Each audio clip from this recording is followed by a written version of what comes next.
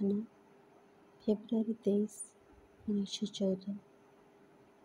ହେ ଭଗବାନ, କୃପା କର ଆମେମାନେ ଯେପରି ତୋର ଦିବ୍ୟ ବିଧାନ ସମ୍ପର୍କରେ କ୍ରମେ ଅଧିକତର ସଚେତ ହୋଇ ଉଠୁ, ଅର୍ଥାତ୍ ପ୍ରତ୍ୟେକ ବସ୍ତୁ ମଧ୍ୟରେ ତାର ଅଭିବ୍ୟକ୍ତିକୁ ସହଜତର କରିବା ପାଇଁ ସେହି ଦିବ୍ୟ ବିଧାନ ସଙ୍ଗେ ଆମେ ଯେପରି ଏକ ହୋଇଯାଉ।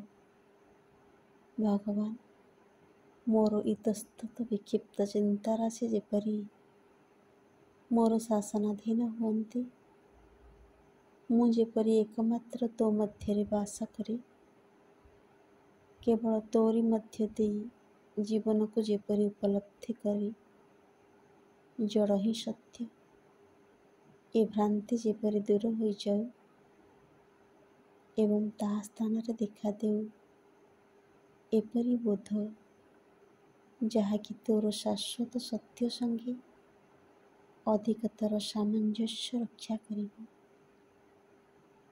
ତୋ ଦିବ୍ୟ ପ୍ରେମ ମଧ୍ୟରେ ମୁଁ ଯେପରି ନିରନ୍ତର ବାସ କରେ,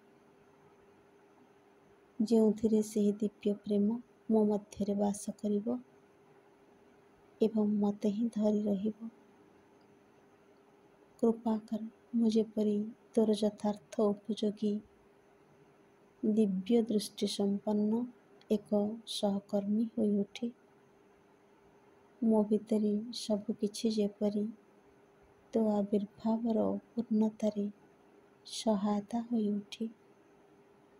ମୁଁ ଜାଣେ ମୋର କେତେ ତ୍ରୁଟି ଅଛି, କେତେ ବାଧାବିଘ୍ନ ରହିଛି, ଯେଉଁଠି ମୁଁ ଅଜ୍ଞ ତାହା ଅନୁଭବ କରେ, କିନ୍ତୁ ତୋ ଉପରେ ମୁଁ ସମ୍ପୂର୍ଣ୍ଣ ଆସ୍ଥା ରଖିଛି। ତୋତେ ପ୍ରଣାମ କରୁଛି ନୀରବ ଭକ୍ତିର ସହ। ମା।